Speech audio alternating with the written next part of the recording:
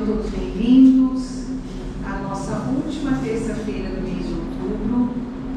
Estamos muito felizes com o resultado desse mês, em que nós nos recordamos como mês espírita por conta do nascimento de Allan Kardec. E embora todas as palestras aqui nos tragam muita informação, nos tragam muitas alegrias de estarmos aqui reunidos em torno do mesmo objetivo, que é ampliarmos o nosso conhecimento, de angariarmos informações que nos favoreçam a caminhada, o mês espírita acaba se tornando um pouquinho mais especial do que os outros, E hoje, como nas outras semanas, também estamos muito contentes com a presença do nosso companheiro Fábio Fadel, lá da Praia Grande, saiu lá do litoral para vir aqui nos prestigiar com a sua presença. Perguntei ao Fábio o que ele gostaria que eu dissesse a respeito dele. Ele disse que eu já falo só que o nome dele é Fábio, que ele é estudioso de Kardec, mas eu posso falar um pouquinho dele porque eu e alguns companheiros, o conhecemos lá no Congresso Espírita de Poços de Caldas, assistimos a palestra dele. Mais do que gostar apenas da palestra dele, nós gostamos muito dele, E isso motivou o convite para que ele viesse aqui para trazer os seus conhecimentos, dividir seus conhecimentos conosco. Então, tenho certeza que assim como nós gostamos dele lá, vocês também vão gostar muito dele aqui. Aí, de antemão, já agradeço, viu, Fábio, por estar aqui conosco. O Fábio vai falar sobre o passamento, a vida após a vida, Mas para nós é tranquilo, nenhum espírita tem medo disso, Todo mundo tranquilo, Todo mundo tranquilo. Ao final da palestra tem um papelzinho embaixo da cadeira para saber quem é que vai hoje, brincadeira. Não tem, pode ficar tranquilos, Mas é que para falar disso a gente precisa descontrair um pouquinho, Mas, então, hoje nós não teremos novamente o passe na Câmara, nós faremos o passe coletivo. Tenho certeza e tenham vocês também que todos nós seremos assistidos da mesma forma, afinal de contas já estamos sendo assistidos, mas é bom recomendar que sejamos todos receptivos, com os pensamentos voltados para a tarefa da noite, para que a gente possa aproveitar não só a preleção do Fábio, mas também as energias que estão nos envolvendo. Então, para darmos início, vamos elevar o nosso pensamento a Deus, ao Mestre Jesus, aos benfeitores espirituais aqui presentes, agradecendo por essa oportunidade de nos reunirmos neste ponto de luz, de estarmos aqui conectados com os benfeitores espirituais que prepararam esse ambiente para que pudéssemos estar aqui hoje desfrutando das energias, dos fluidos benéficos que nos envolvem. Agradecer pela doutrina espírita, pela terceira revelação, que tanto nos auxilia em nossa caminhada, que nos convida a reflexões, ao autoconhecimento, para que possamos nos aproximar do nosso objetivo maior, que é a evolução. Que nessa noite todos nós possamos ser beneficiados, possamos ser atendidos em nossas necessidades, de acordo com o nosso merecimento, de acordo com a vontade de Deus nas nossas vidas, porque tudo que Ele nos concede é sempre para o nosso bem. E aquilo que nos é negado também é para o nosso bem. Então, que tenhamos essa consciência e em todas as situações sejamos gratos. Que assim seja. Que assim seja.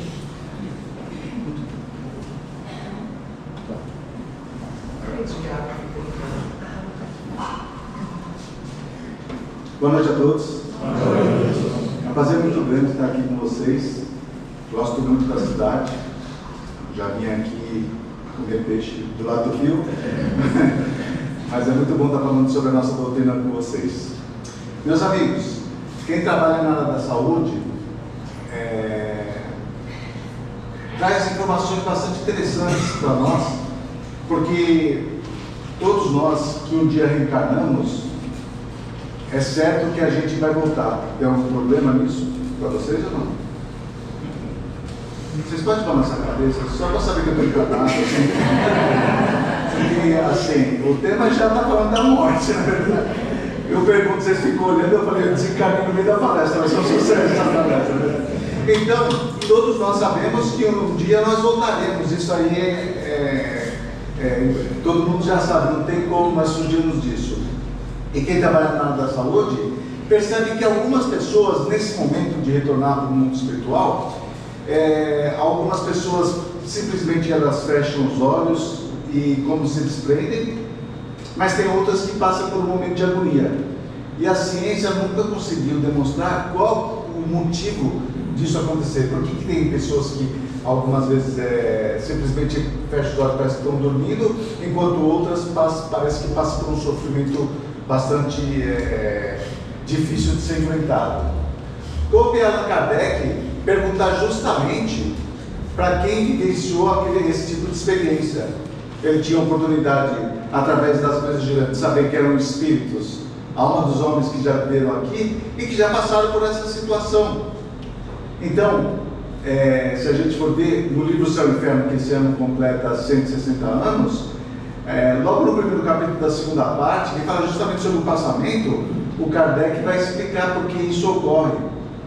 E eu acho bastante interessante, porque quando, fora do centro espírita, quando a gente vai falar da morte, a maioria das pessoas bate na madeira, ou não quer nem falar sobre o assunto, como se nós não fôssemos vivenciar esse tipo de coisa. E a má notícia é que a gente vai, em um momento ou outro isso vai acontecer. Mas antes da gente falar de morte, a gente vai falar primeiro da vida. Porque eu já vou antecipando que o momento da morte, que nós chamamos de morte, é quando o perispírito, todo mundo sabe o que é perispírito? Balança a cabeça? Todo mundo sabe.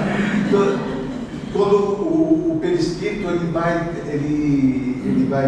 é o termo que eu vou usar, mas não é o termo do que o Kardec usa, ele vai se desgrudando do corpo físico. E a morte não acontece no momento que o espírito deixa o corpo físico, porque isso nós fazemos todos os dias. A emancipação da alma, a partir da questão 400 do Livro dos Espíritos, a gente vai ver que todos os dias a gente dorme, o espírito emancipa, daí o espírito volta, a gente acorda.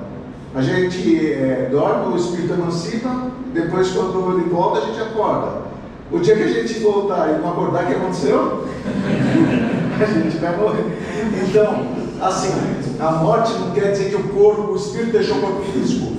A morte vai acontecer quando o corpo físico já não tiver mais condições de abrigar aquele espírito. Está dando para entender? Vocês ficam à vontade, tá? Pode me interromper a qualquer minuto. Então, como que isso ocorre? Como é que o perispírito ele vai ficar enraizado no corpo físico? E daí a gente vai ver o espírito encarnado, nós espíritos encarnados, nós somos 3 em 1. Em essência nós somos um espírito, nós temos um corpo físico que é esse aqui que é palpável, material, e nós temos um corpo espiritual chamado perispírito. E o que vai fazer com que esse perispírito ele fique fixado no corpo físico? Existe um fluido que o Kardec chamou de fluido vital. Você já ouviu falar desse fluido vital? Quando a gente reencarna, gente, nós já vemos assim, transbordando de fluido vital. E esse fluido vital, ele muitas vezes, ele tem uma previsão para que nós, antes de nós reencarnarmos, nós temos fluido vital para a gente passar, 80 anos que seja. Então, quando a gente reencarna, parece um carro que saiu da concessionária, bateria zero. Então, a gente está transbordando de fluido vital. É por isso que a gente, pelo menos eu dou conta de criança. Porque elas estão transbordando de fluido vital, tem muita vitalidade. E com o passar do tempo, esse fluido vital ele vai se esgotando. Tudo bem? Então, conforme o tempo vai passando, esse fluido vital ele vai diminuindo. E é esse fluido vital, volto a dizer, que vai fazer com que conforme ele vai acabando, o perispírito vai se desprendendo do corpo físico. No momento da gravidez, se a gente for ver isso, está lá no livro A Gênese do Kardec, que quando o espermatozoide ele fecunda um óvulo, a partir daí já tem um espírito destinado. E esse, conforme vai sendo criado o corpo físico, ele vai sendo, conforme as moléculas elas vão se multiplicando, esse perispírito vai se entrelaçando com o corpo físico. Está dando para entender o que eu estou falando ou não? Sim. Tudo bem? Obrigado aí por responder. Então, é durante o processo físico. Uma pergunta para vocês. Eu tenho uma previsão, como está lá na questão 258 do Livro dos Espíritos, que a gente escolhe nossas provas. Se eu tenho uma previsão de uma reencarnação para 80 anos, eu posso desencarnar antes? Sim. Sim, né? Porque isso na primeira parte do Livro dos Espíritos vai falar que esse fluido vital, o nosso organismo está embebido nesse fluido vital. Então nosso coração tem fluido vital, o pulmão tem fluido vital. Então vamos supor que eu fume. Não estou criticando quem fuma, mas eu acho que até quem fuma sabe que não faz bem para a saúde, não é verdade? Quando eu fumo em excesso, esse tipo de vício ou esse tipo de atitude vai sobrecarregando o meu pulmão. E conforme ele vai sobrecarregando o pulmão, esse pulmão tem que trabalhar cada vez mais, vai diminuindo o fluido vital. E daí os outros órgãos que estão interligados vão doando o fluido vital. E não é muito incomum que existam pessoas que desencarnem com falência múltipla dos órgãos, porque os próprios espíritos, na primeira parte do Livro dos Espíritos, eles fazem uma relação como se o nosso corpo físico fosse como um relógio, e cada órgão fosse como uma engrenagem. Se uma engrenagem quebra, ela compromete todo o sistema. Tudo bem? Bom, daí, pode clicar mais uma vez? Aí isso aí está lá na primeira parte da segunda parte do Livro do Céu e Inferno. O Kardec vai explicar o que acontece porque algumas pessoas desencarnam mais tranquilamente, enquanto outras passam por um momento de agonia. Então, no primeiro momento do passamento, ele fala assim, olha, se no momento em que se extingue a vida orgânica, o desprendimento do perispírito fosse completo, a alma não sentiria absolutamente nada. Então nós temos o perispírito, conforme o tempo vai passando, o fluido vital vai se esgotando, e esse perispírito ele vai se desgrudando do corpo físico, e quando chegasse o momento da morte, se o perispírito já tivesse todo desprendido do corpo físico, a gente não vai sentir nada como espíritos, tá? Em contrapartida, se no momento a coesão dos dois elementos estiver no auge da sua força, produz-se uma espécie de ruptura que reage dolorosamente sobre a alma. Então ele está falando, olha, se no momento da morte ainda tiver muitos pontos do perispírito ligados ao corpo físico, então nesse momento é como nós como espíritos sentiremos uma sensação não muito agradável. Então dá para a gente perceber. No primeiro exemplo, imagine, eu gostaria que vocês me imaginassem agora uma coisa bem ridícula, eu com uma camisola de véu. Bem ridículo, né? Dá pela cara de vocês. Então, uma camisola de véu assim é como se você tivesse a camisola é como se fosse o perispírito. Então, você chegasse, se você tirasse essa camisola, você não sentia nada. Agora, imagine que no segundo caso é como você tivesse um esparadrapo. Você já tiver colocado esparadrapo na pele? Como que vocês fazem para tirar? Tem que ser rápido, na verdade, mas mesmo assim você sente um certo desconforto, na verdade, é mais ou menos isso que acontece. Então, se tiver muito preso o perispírito no corpo físico, vai agir dolorosamente, uma sensação dolorosa na alma. Depois, o terceiro caso, se a coesão for fraca e a separação torna-se fácil e opera-se sem abalo, ou seja, se ainda tiverem alguns pontos, mesmo assim não forem muitos, então é mais tranquilo. Agora, no último caso, pode ir. Após a cessação completa da vida orgânica, existem ainda numerosos pontos de contato entre o corpo e o perispírito, a alma poderá ressentir-se dos efeitos da decomposição do corpo, até que o laço inteiramente se desfaça. Então, existem espíritos que relatam que eles sentem até os vermes corroendo o corpo físico. E obviamente que eles não estão sentindo, o Kardec vai falar isso, porque ninguém, quando está vivo, tem o corpo corroído com os vermes. Mas é tão apegado o perispírito ao corpo físico que eles têm a sensação de que eles estão sendo devorados. Triste isso, né? Se a gente for ver na segunda parte do livro Céu e Inferno, tem dos suicidas, tem o suicida da Samaritana. Ele é um sujeito que ele entra dentro de uma casa de banhos, e ele está dentro de uma banheira e ele pega a gilete e ele corta o pescoço. Algum tempo depois o Kardec evoca esse espírito e ele não quis se identificar, mas ele falava que ele sentia os vermes corroendo o corpo físico. Tá bom? E agora vem a parte melhor. Como que a gente sabe quando o perispírito vai estar melhor, ou mais apegado ao corpo ou menos apegado?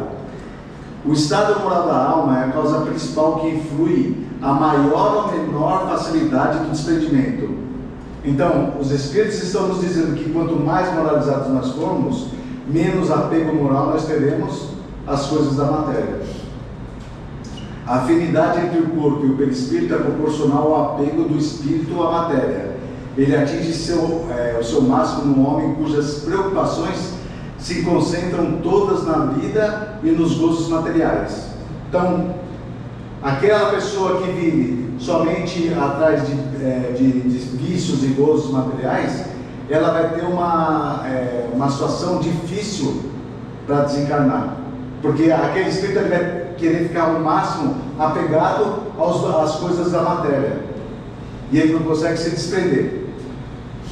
E é quase inexistente cuja alma purificada se identificou por antecipação com a vida espiritual. Então, já que os Espíritos estão nos dizendo, esse apego que muitas pessoas, não vocês aqui em Piracicaba, mas na Praia Grande, assim, esse apego que o pessoal tem da matéria, muito apegado às coisas da matéria, ele vai fazer mal nesse momento da desencarnação. Tá bom? Bom não dá, né? Mas assim, a gente pelo menos já sabe, né? Qual a situação que nós encontraremos. Então, existe uma outra etapa também, meus amigos, antes da pessoa entrar em estado de erraticidade. A pessoa desencarnou, mas ela ainda não, muitas vezes, muitos espíritos, eles não, ainda eles têm a consciência exata do que está acontecendo com eles. Pode pôr, por exemplo, o Kardec fala que esse estado, logo depois que nós desencarnamos, é um estado de perturbação. Já ouviu falar sobre isso? Estado de perturbação. O Kardec pergunta na questão 163 do Livro dos Espíritos: a alma tem consciência de si mesma imediatamente depois de deixar o corpo? E daí os Espíritos respondem: imediatamente não é bem o termo, a alma passa por algum tempo em estado de perturbação. E esse estado de perturbação ele pode demorar algumas horas e até séculos.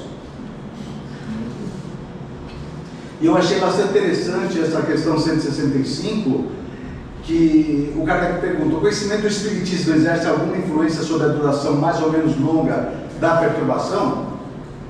E os Espíritos falam que influência é muito grande, porque o Espírito já antecipadamente compreendia a sua situação, mas a prática do bem e a consciência pura são o que maior influência exerce. Então, os Espíritos, e essa é a única parte, gente, da aula do Kardec, que eu vejo o Kardec falando e os Espíritos, que nós espíritas temos algum tipo de privilégio em relação a outras religiões e outras doutrinas. Mas por quê? Porque a gente já sabe que vai passar por um momento de perturbação.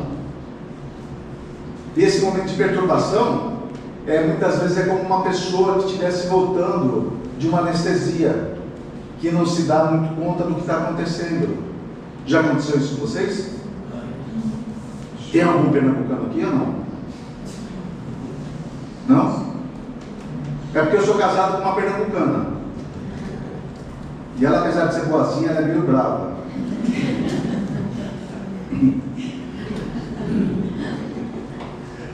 Um dia, no sábado à noite, ela foi dormir brava comigo, eu não sei porquê, porque espírito é todo santo, na verdade. Ela foi dormir brava comigo e eu não sabia o motivo. No domingo de manhã, quando ela acordou, eu virei para ela e falei assim: bom dia, né, querendo já fazer as pazes. Ela levantou da cama e saiu e falou comigo. Daí eu fui atrás dela, ela estava lá na cozinha. Eu falei assim: você quer almoçar fora hoje? ela estava mexendo lá no leite, continuou mexendo no leite, nem olhou para mim. Daí ela foi para o sofá, ligou a televisão, eu falei, você quer que eu acorde as crianças? Ela ficou olhando para a televisão, nem olhou para mim. O que eu pensei, gente?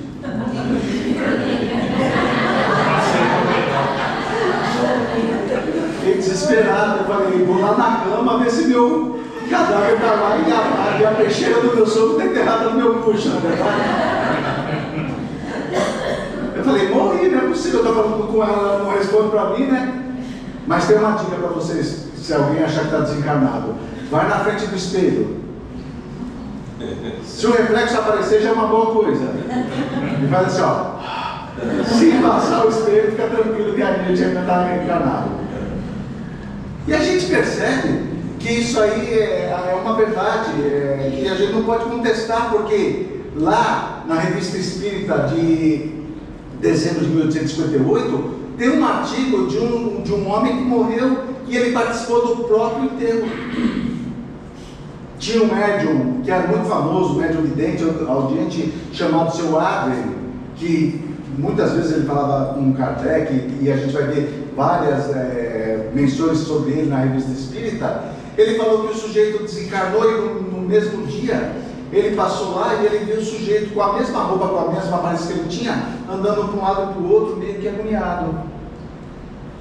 No segundo dia, estava no velório dele e ele estava participando do velório dele. E ele teve a oportunidade de falar com aquele espírito. E ele falou, como é que você está, meu amigo? Ele falou, não sei, está tudo meio estranho. Eu falo com a minha mulher, ela não responde. Eu falo com meus filhos, eles não respondem, ela está chorando. Nisso ele falou que a mulher levantou, foi pegar uma caneta, foi mexer numa gaveta. E ele falando para a mulher, não tem nada aí, não é aí. E a mulher, obviamente, não estava ouvindo ele. E esse médium, o Seu Adrien, virou para ele e falou, o que ocorreu no momento da tua morte? Ele falou, que morte? Quem falou que eu estou morto? Ele nem sabia que tinha morrido. Ele falou, olha, eu estava andando, veio uma escuridão, e de repente eu acordei, e tinha um outro eu do meu lado. Dá para perceber que o espírito ainda fica um pouquinho perturbado, não sabe direito o que está acontecendo, ele está vendo o corpo dele, mas ele se percebe vivo.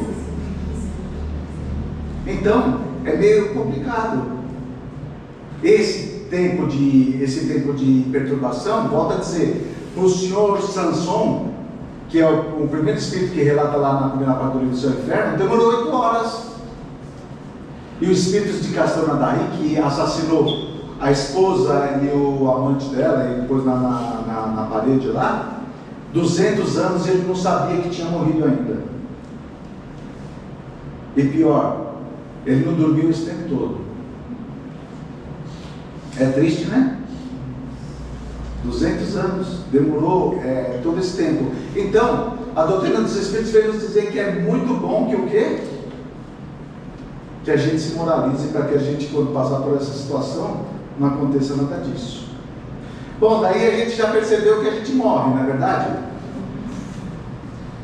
Velório, como que é o velório aqui em Piracicaba, gente?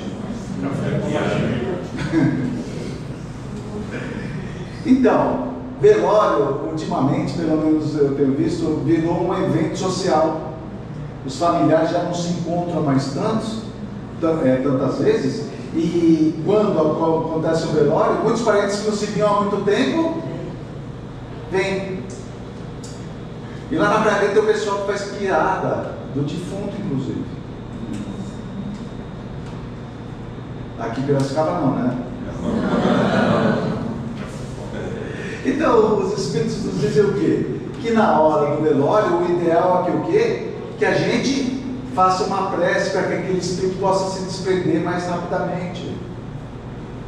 Se vai no velório para fazer um assunto social, se vai um encontro social, se vai no velório para ficar fazendo piada, se vai no velório para fazer qualquer outro tipo de coisa que não seja uma prece para que aquele espírito se desprenda da melhor maneira, é melhor não ir.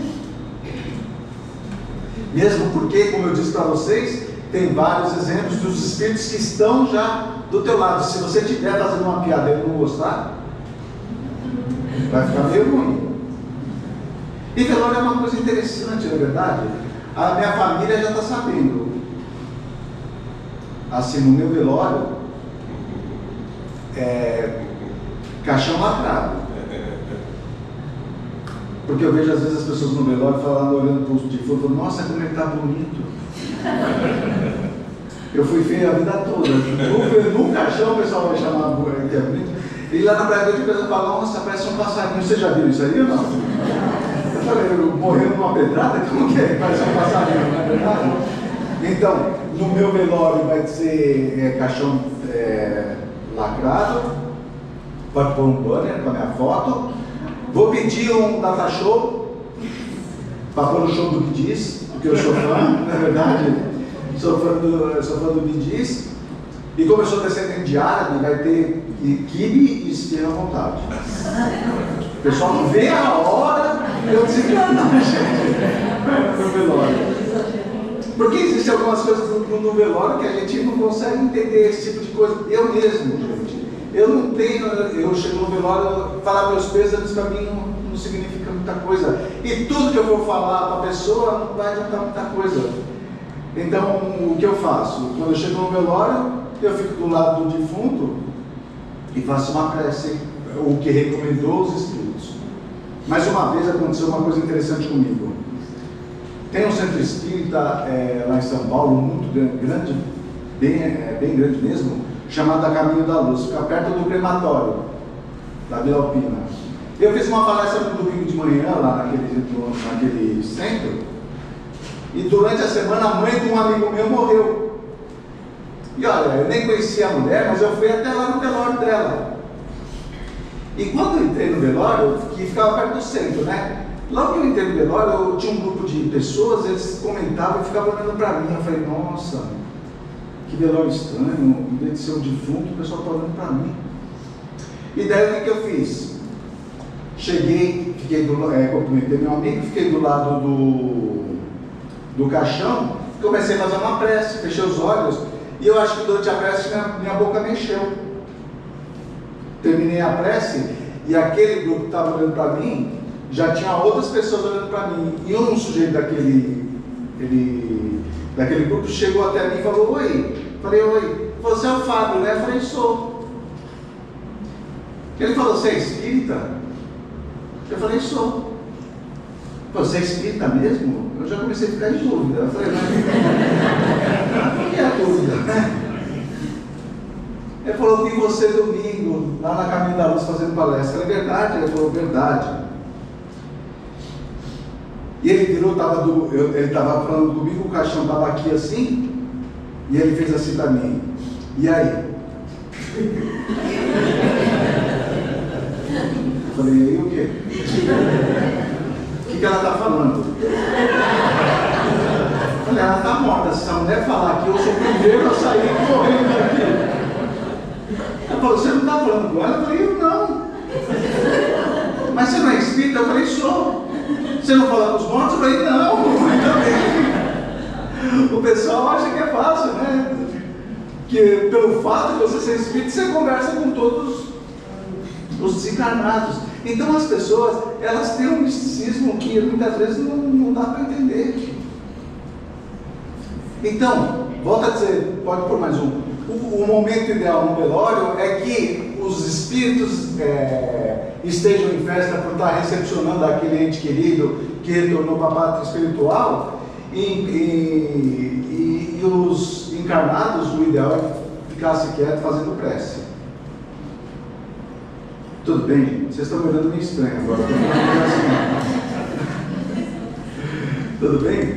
Então tem algumas coisas da doutrina espírita, pode passar. Por exemplo, eutanásia. Todo mundo sabe o que é eutanásia? Sim. Eutanásia é quando a família dá autorização para que os médicos ou desliguem ou aplicam uma injeção para que a pessoa acabe desencarnando. O que diz a doutrina espírita, que pelo menos eu interpretei, o ideal é que deixe a vida seguir o curso dela. Não estou julgando ninguém, porque tem um familiar, um amigo meu, que a pessoa estava em coma, E ela tinha que ficar numa UTI 24 horas, com vários aparelhos ligados, e parece que o preço daquela UTI lá era, acho que 5 mil por dia. Não sou eu que estou decidindo, mas o ideal é que o quê? Que deixe com que as coisas aconteçam naturalmente, porque existem, eu vi algumas reportagens de pessoas que já estavam desenganadas pelos médicos e retornaram depois. E é um caso que aconteceu lá em Guarulhos, uma filha que tinha um problema muito grande com a mãe, e a mãe estava nessa situação. E a filha ficava junto com ela. Aquela mãe que os médicos haviam previsto que ela não voltava mais, ela voltou. Acordou, a filha ficou feliz, abraçou a mãe, beijou a mãe. Elas conversaram umas 3 horas, uma falou da vida, se desculparam com os problemas que elas tinham. Ela saiu super feliz lá do hospital. Quando ela estava indo para a casa dela, o hospital ligou: ó, a tua mãe acabou de falecer.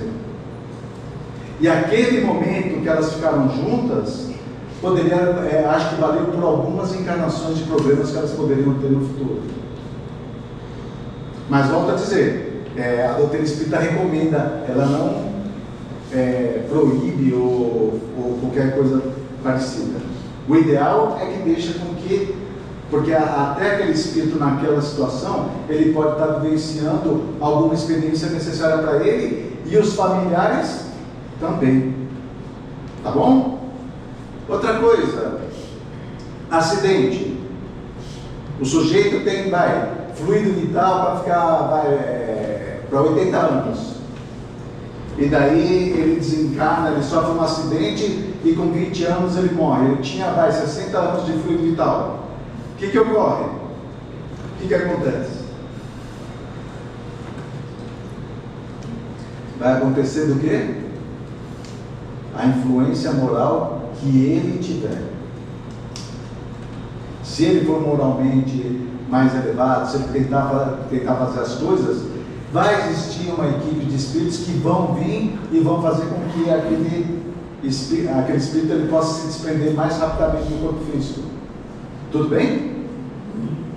Agora, se ele não for, ele for muito apegado à matéria, você vai passar por algumas situações de estado de perturbação. Então não é muito incomum, eu imagino, pelo menos num acidente de avião, que todos os espíritos estejam passando pela mesma situação. Aqueles espíritos que desencarnaram em virtude de uma queda. Não dá para falar. A gente não consegue falar como é que está. Uma vez uma mulher veio para uma moça veio perguntar para mim: Fábio, meu pai desencarnou, como que ele está? Eu falei: ele era bom? Ela falou: ele era. Eu falei: então ele está bem. Não, mas ele não era tão bom. Então ele não está tão bem. Dá para a gente saber, gente. Mas isso não impede que até a pessoa mais ruim que a gente possa conhecer, que a gente não faça preces para que eles possam ser bem recepcionados no mundo dos espíritos. Os espíritos, eles sentem as nossas emoções. Agora, o Kardec não fala isso, mas eu tenho a convicção que a gente pode obsediar um desencarnado. E uma pessoa que eu conheço fez justamente isso. O filho de uma conhecida minha morreu num acidente de moto, 18 anos. Ela fez o quê? Ela imprimiu várias fotos tamanho A4 do rapaz e espalhou em todos os cômodos. E todo cômodo que ela entrava, ela via a foto do filho e falava: ai meu filho, por que você me deixou? Ai, eu não consigo viver sem você. Por que você fez isso, meu filho? Como é teu nome? Lilian. Se eu falasse para você, Lilian, que eu te pagaria uma viagem para qualquer lugar do mundo, para onde você iria? Para a Itália. Boa. Ainda bem que você falou Itália. Eu fiz essa pergunta numa outra palestra, a menina falou Mariporã. Nada contra Mariporã. Deve citar Mariporã depois, né? Mas eu falei qualquer lugar do mundo. Lilian, você na Itália, se você estivesse na Itália e você soubesse que teus parentes aqui no Brasil ficavam: ai, Lilian, por que você foi para a Itália, eu estou tão triste, eu não consigo ver sem você, e tudo. Você ia ficar tranquilo na Itália? Obrigado. Porque a minha irmã Maipura falou, eu ficaria bem. Acabou com o meu exemplo. É a mesma coisa que acontece, gente. Os espíritos, quando eles vão para o outro lado, se eu posso assim dizer, eles sentem aquilo que nós sentimos. E se nós ficarmos fazendo pedidos que eles não podem atender, eles vão acabar sofrendo também.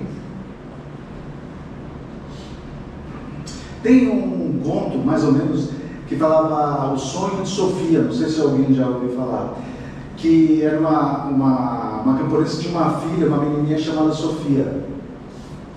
E daí essa menina pegou uma doença e acabou desencarnando.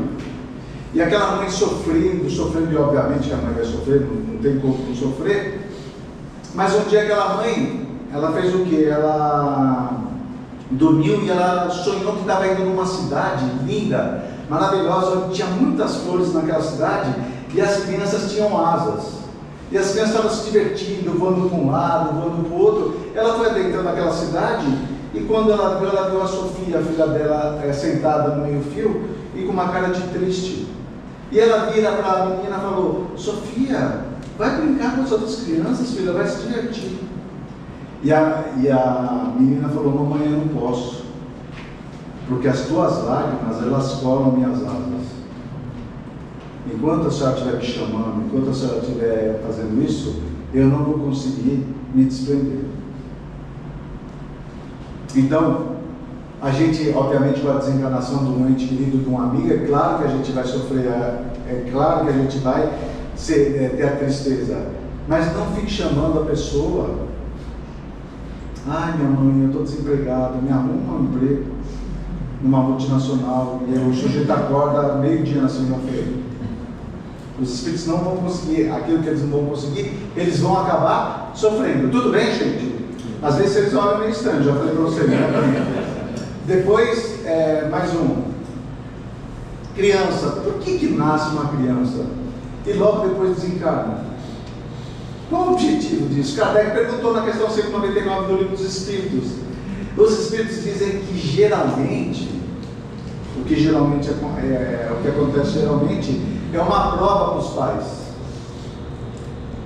A criança nasce, teve 1, 2, 3 dias, ou 1 mês, 2 meses, 3 meses, logo depois ela morre. Os Espíritos falam que geralmente é uma prova para os pais.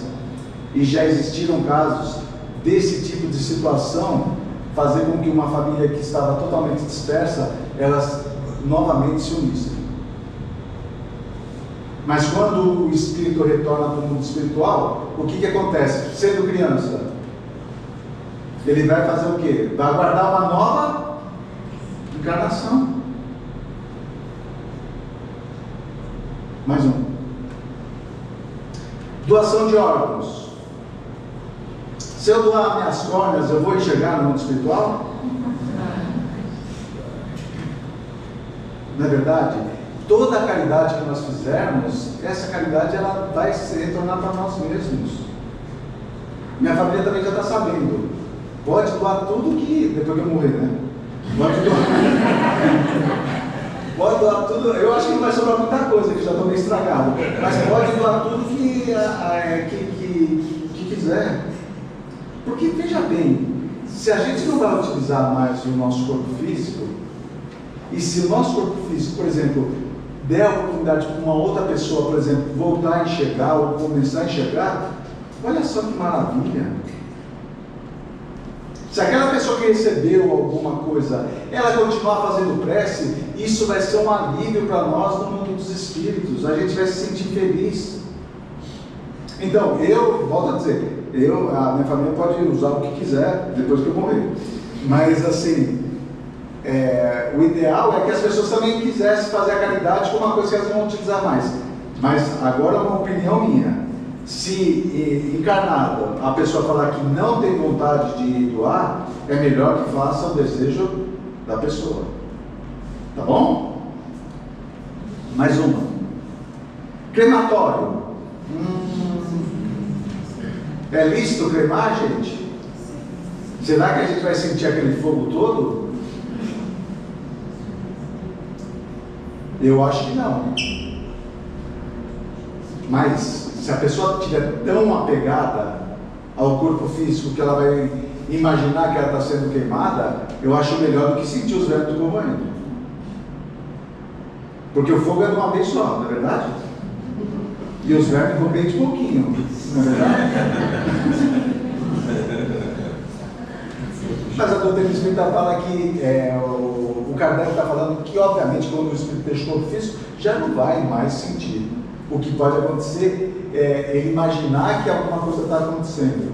Mas, assim, entre a pessoa ela ser enterrada ou ser cremada, o que vai importar é o espírito. Se ele já tiver desprendido, ele vai lidar com aquele corpo físico como se fosse uma roupa velha. Então, uma roupa velha, quando você já não tem mais condições de usar, você está ligando se ela vai ser queimada ou se vai ser jogada no lixo? Mesma coisa é isso dos espíritos, tá bom? E outra coisa, suicídio. De todas as maneiras que a gente pode desencarnar, suicídio é uma das piores. Mas calma, existem pessoas que elas muitas vezes têm algum tipo de doença, algum tipo de alteração cerebral que fazem com que isso ocorra. E a gente vai sentir as consequências daquilo que a gente tem, como eu poderia dizer, daquilo que a gente tem noção. Porque tem pessoas que cometem suicídio que elas estão doentes. E eu vejo pessoas falando, nossa, aconteceu isso. O pai de um amigo meu, eu sempre dou exemplos de pessoas que eu conheço. Ele tinha uma depressão profunda que os familiares tinham que ficar do lado dele, porque se não ficasse, ele cometia suicídio. Na questão 944 lá do Livro dos Espíritos, os Espíritos falam, olha, não estava nem sabendo o que estava acontecendo. Ele não vai poder ser julgado por aquilo que ele não tem conhecimento. E outra coisa, uma pessoa que comete suicídio não necessariamente vai ter a mesma situação no mundo espiritual. Lá na segunda parte lá do livro Céu e Inferno, o Kardec fala de algumas pessoas que cometeram suicídio. O suicídio da Samaritana que eu falei para vocês, ele cortou o pescoço, o Kardec foi lá e ele achava que os vermes estavam comendo o corpo físico dele. Tem um senhor chamado François Simon Lovert. Ele, no final da vida, a família o abandonou, ele começou a tomar muita bebida alcoólica, ele foi até a Torre de São Francisco e se jogou lá de cima. 6 anos depois, o Kardec evoca esse espírito e a sensação que ele tinha é que ele estava no alto e se chocando contra as pedras. E aquilo ficava num looping durante 6 anos. Triste, não é? Uma mãe, o filho estava doente na cama, e ela vira para o filho e fala, filho, se você morrer eu vou junto com você. A família não dá muita importância. O rapaz desencarnou na cama lá dentro do quarto, ela foi no celeiro e se enforcou, cometeu o suicídio e se enforcou. Passado algum tempo, Kardec evoca o filho, e o filho falou que estava bem, já estava na programação, ele tinha escolhido desencarnar daquela maneira. Ele só não estava melhor por causa da situação da mãe dele. Quando eu estava lendo pela primeira vez, eu pensei assim, nossa, aquela mulher, como ela se enforcou, ela deve estar assim, com uma sensação de falta de ar, ela deve estar com alguma coisa assim. Kardec evoca, ela estava boazinha, ela conseguia ver os encarnados e os desencarnados. Só tinha um espírito que ela não conseguia ver, o filho. E aquilo fazia com que ela se revoltasse contra Deus. Deu para perceber que dependendo do espírito, eles têm situações diferentes? Dá para perceber como espíritas que se alguém cometeu um suicídio, não dá para a gente chegar para a pessoa e falar, nossa, ele está em determinado vale tomando choque. Fazer que nem uma outra pessoa. A tia de um rapaz que morreu em Santa Maria lá, da Boate Kiss. A tia estava muito triste quando aconteceu aquilo, pediram para ela ir falaram para ela ir até um centro espírita. Ela foi no centro espírita, tentou falar com a pessoa do atendimento fraterno. Aqui tem atendimento fraterno, me ajuda. Eu acho importantíssimo esse trabalho que tem aqui. Mas lá naquele centro de atendimento fraterno falou, sabe o que foi? Teu filho em outra vida deve ter queimado um monte de gente. Teu sobrinho, e agora ele morreu queimado. Nossa, consoladora essa... E como que ela sabe disso, gente? O problema é que a pessoa assiste a novela Viagem e acha que já sabe de espiritismo.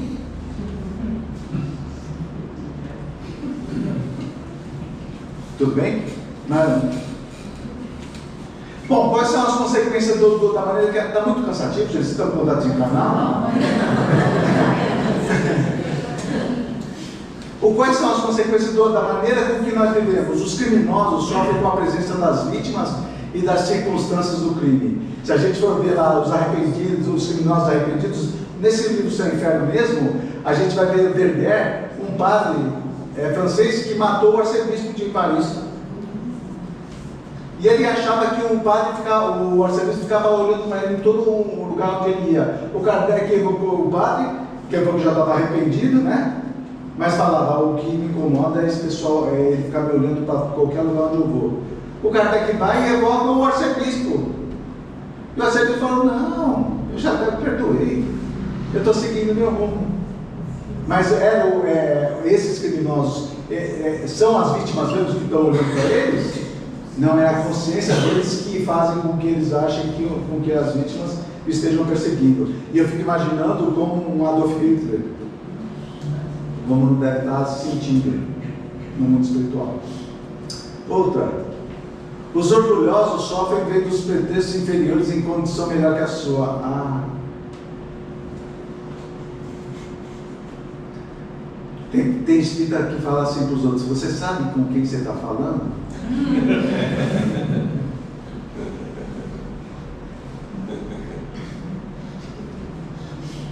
Capítulo 2 do Evangelho segundo o Espiritismo, tem uma rainha de França que dá uma comunicação, e ela fala, rainha, eu era na terra e achei que quando chegasse aqui continuaria sendo rainha. Que decepção ao perceber que os menores aí na terra são maiores do que eu aqui. Então não tem condição de um espírita ser orgulhoso, não tem condição do espírita ser homofóbico, não tem condição do espírita ser racista, porque a gente sabe da reencarnação. Como eu posso ser homofóbico ou ser racista se numa outra encarnação eu posso vir como uma pessoa negra, como uma pessoa, como indígena, como qualquer coisa? Um espírita que é racista, homofóbico ou qualquer coisa parecida com isso, ele não entendeu a mensagem da doutrina dos espíritos. Mais um. Os hipócritas sofrem vendo seus segredos conhecidos por todos. Isso aí me deu medo. Eu tenho uma prima, ela é evangélica. Ela falou que no dia do juízo final, não existe juízo final, gente, para a doutrina espírita. Mas para eles, no dia do juízo final, no firmamento vai passar todas as nossas conversas do WhatsApp. O Cid morreu na cama dela. É por isso que não adianta entrar na casa espírita e fazer cara de santo zildinha, gente. Eu vejo espírita que entra, ele vai até murchando assim, ó. Você fala, tudo bem, meu irmão? Tudo. Mas o que aconteceu? É querer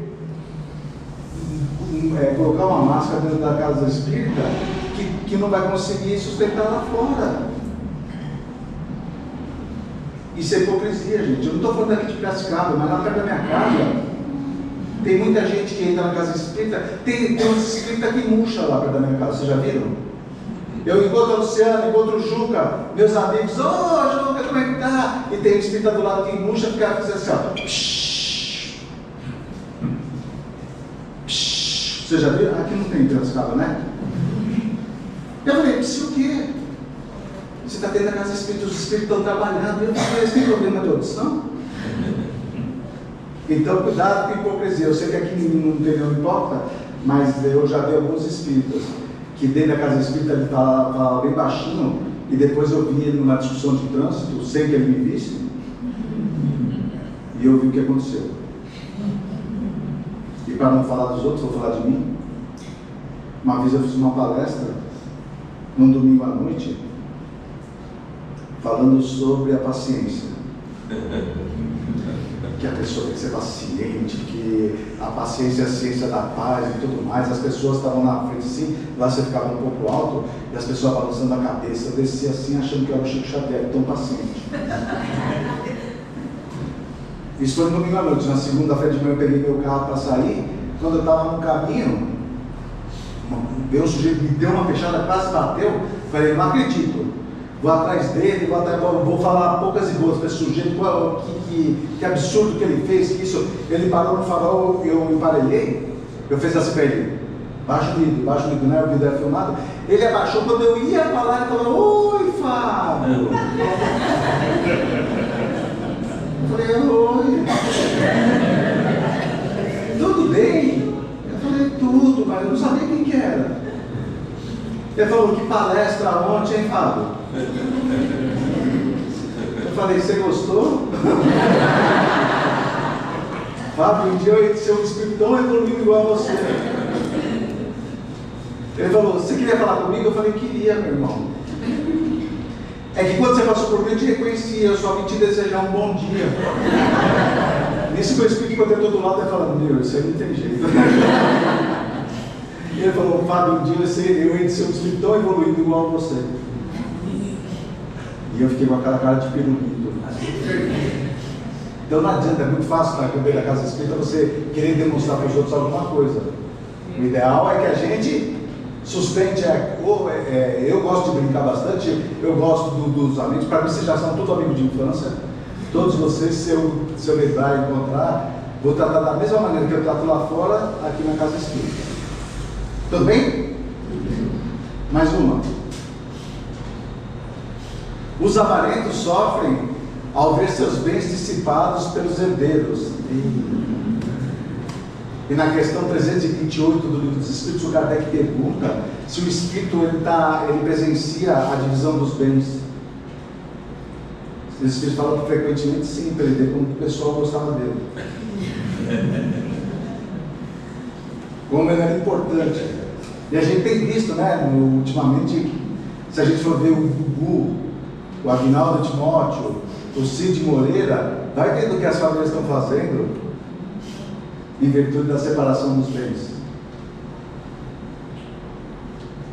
Lá no próprio livro Céu e Inferno tem um espírito chamado François Riquet. Ele era milionário e vivia na extrema pobreza juntando dinheiro. É um monte de vaca do caramba. Eu pensei que era ele que estava aparecendo. É um monte de vaca danado. E daí uma vez ele entrou na comunicação espontânea. Ele falou, estão acabando meu dinheiro, tudo. E o pessoal falou, calma meu irmão, o que está acontecendo? Meu dinheiro, eles estão gastando tudo. Obviamente, cara, se eu era rico, vai fazer o que com o dinheiro? Tem que gastar, na verdade. E ele estava extremamente perturbado no mundo dos espíritos, por causa que o pessoal estava gastando o dinheiro dele, que nem era dele. Falava assim, mas meu irmão, você já está morto, para que você vai precisar de dinheiro? E ele falou de novo, quem falou para você que eu estou morto? Não sabia que estava morto. Estava em estado de perturbação, porque era muito apegado aos bens da matéria. Tudo bem? Meus amigos, teve uma psicóloga, um grupo de profissionais nos Estados Unidos, que eles entrevistavam pessoas em estado terminal. Eles fizeram algumas perguntas e eu achei bastante interessante. Então, uma das coisas que eles falaram, eu fiz meio que um resumo, e eu acho que é interessante para que nós saibamos, graças a Deus eu acho que ninguém aqui está em estado terminal, mas que nós não precisamos chegar até o estado terminal para que a gente faça esse tipo de coisa. Primeiro, as pessoas falavam, eu gostaria de ter tido mais coragem de viver uma vida fiel a mim mesmo, e não a vida que os outros esperavam de mim. Muitas vezes a gente quer mostrar para os outros aquilo que a gente não é, tenta agradar os outros e acaba deixando de viver. Tem gente que tem uma dificuldade enorme de falar não. Você conhece pessoas assim? E elas ficam perturbadas, porque as pessoas pedem, elas têm dificuldade de falar não, a pessoa muitas vezes fica de boa e a pessoa fica sobrecarregada. Gostaria de não ter trabalhado tanto. Olha, na casa espírita não tem problema, viu? É trabalhar batendo cartão, tá bom, gente? Aqui vocês podem trabalhar bastante. Mas tem pessoas que acham que a empresa vai falir se a pessoa sair de lá. E lá na empresa, eu estou há 36 anos na empresa onde eu trabalho, O cemitério está cheio de gente que achava aquilo e a empresa está em pé até hoje. Tudo bem? Outra coisa, gostaria de ter tido coragem de expressar meus sentimentos. Muitas vezes a gente não fala o que a gente sente e isso é muito triste. Mais uma.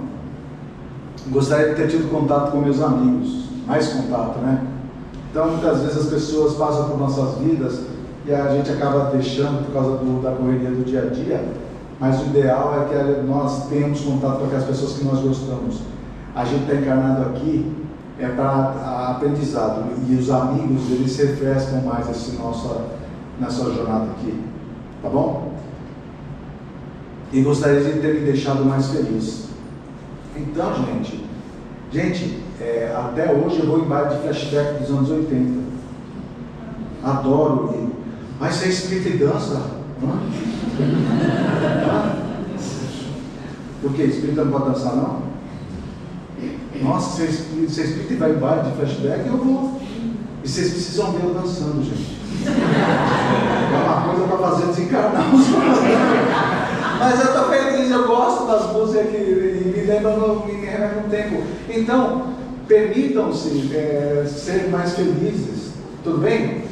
E terminando aqui, eu tenho uma história que eu pensei, que eu contei lá em Poços de Caldas, mas acho que o tempo já acabou. Acaba 9 horas mesmo, né? Pode contar? É porque eu fico assim, porque eu vi no último censo que o espiritismo está diminuindo o número de espíritas. E eu acho que isso é em virtude das pessoas não conhecerem a doutrina dos espíritos. Então, essa história que eu contei, que me deixou marcado, todo mundo se recorda do ataque do PCC em São Paulo, foi, acho que em 2001, onde teve até toque de recolher. Parece que no Rio de Janeiro hoje está acontecendo um negócio parecido até, né? Então, os ataques do PCC, e eu lembro que num domingo de manhã, eu tinha uma palestra, e o tema da palestra era sobre as mães. No sábado à noite, eu coloquei o rádio relógio para despertar. Você sabe o que é rádio relógio? Joga no Google, tá? Assim, eu deixei o rádio relógio para despertar, para ir no outro dia de manhã. A palestra era no domingo de manhã. Eu não sei o que aconteceu, quando eu acordei no domingo de manhã, o visor do rádio relógio estava piscando. Deve ter acabado a energia elétrica durante a noite. Quando eu olhei no relógio, faltava 20 minutos para começar a palestra. Me lavei rapidamente, me toquei rapidamente, peguei meu carro, saí com uma certa velocidade para não perder a palestra. E eu morava em Guarulhos nessa época. Lá em Guarulhos tem uma avenida longa chamada Avenida Emílio Ribas. E esse centro ficava bem numa rua, numa travessa dessa Avenida Emílio Ribas.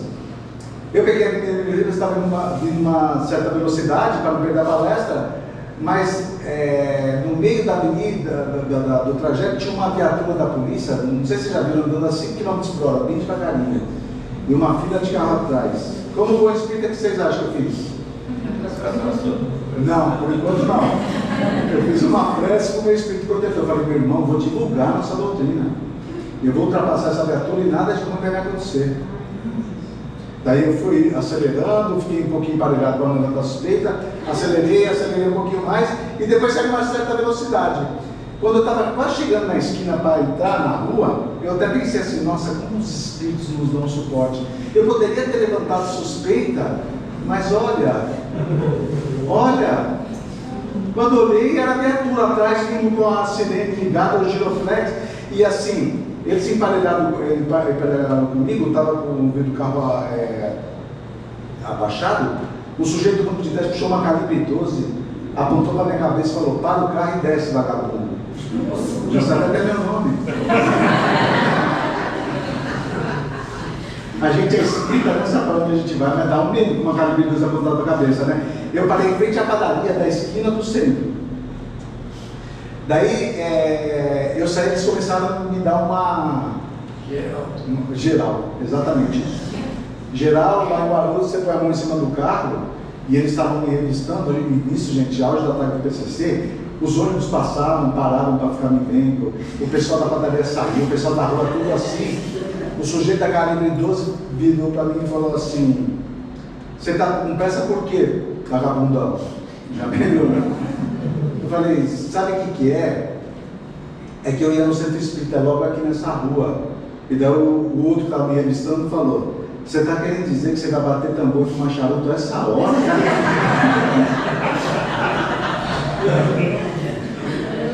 Mas eu sou espírita kardecista, né?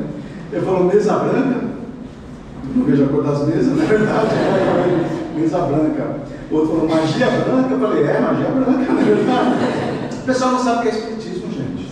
Uma vez um amigo meu me perguntar: você é espírita? Eu falei: sou. Ele falou: de que corrente? Eu falei: acho que lá no centro é 110, eu não tenho certeza. Ele falou: não, de que linha? Eu falei: linha? De que linha você é? Eu falei: linha de lã. Ele falou: lã? Eu falei: Allan Kardec.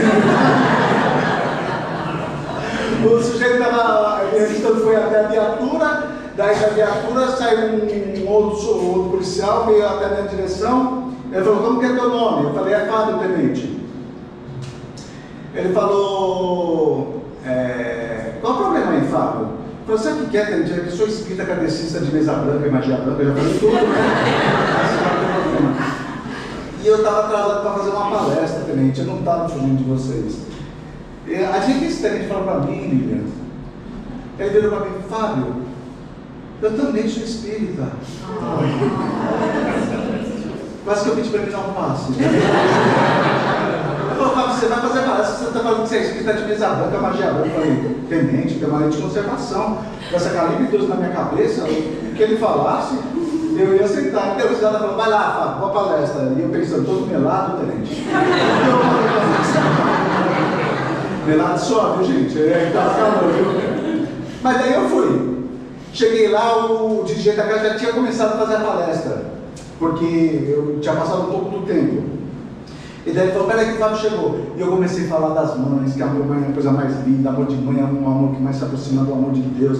E tinha umas senhoras na primeira fila, uma ficava olhando para a outra, cutucava a outra e ficava olhando para mim. Naquele centro, o pessoal, quando termina a palestra, eles dão tempo para fazer pergunta. Começaram perguntando sobre as mães, mas a violência era tão grande que começou a falar sobre a violência. Até que uma daquelas senhoras levantou a mão e virou para mim e falou: seu Fábio, esse negócio de violência deixa a gente meio doido, né? Eu falei: mas por quê? Ele falou: o senhor não vai acreditar. Eu estava vindo hoje de manhã para o centro, acabaram de prender o sujeito do PCC aqui em cima, era a cara do senhor.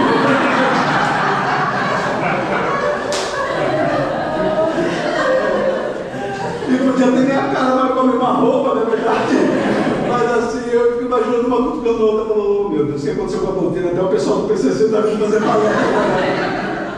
Meus amigos, hoje eu não vim falar de morte, hoje eu vim falar de vida. A doutrina dos Espíritos, ela nos mostra como que nós temos que viver da melhor maneira possível, para que no momento, tomara que demore bastante, que nós retornarmos, todos aqueles que se foram antes de nós, aqueles entes queridos, que eles possam vir nos recepcionar. Que a gente deixe saudade do pessoal daqui, mas que a gente tenha a alegria de encontrar todos aqueles que se foram. Porque uma coisa é certa, isso faz parte da nossa evolução. E todos nós um dia seremos espíritos puros, faremos parte do exército de Jesus, o exército do amor, da caridade e da fraternidade. Que a paz desse mestre esteja com todos nós e que ela se estenda aos nossos lares, pelo convite, pela atenção, pela simpatia. Vocês são muito simpáticos, gente. Às vezes eu vou num lugar, o pessoal parece que já está desencarnado. Muito obrigado e tenhamos todos uma ótima semana e parabéns mais uma vez pelo aniversário da casa. Muito obrigado a todos.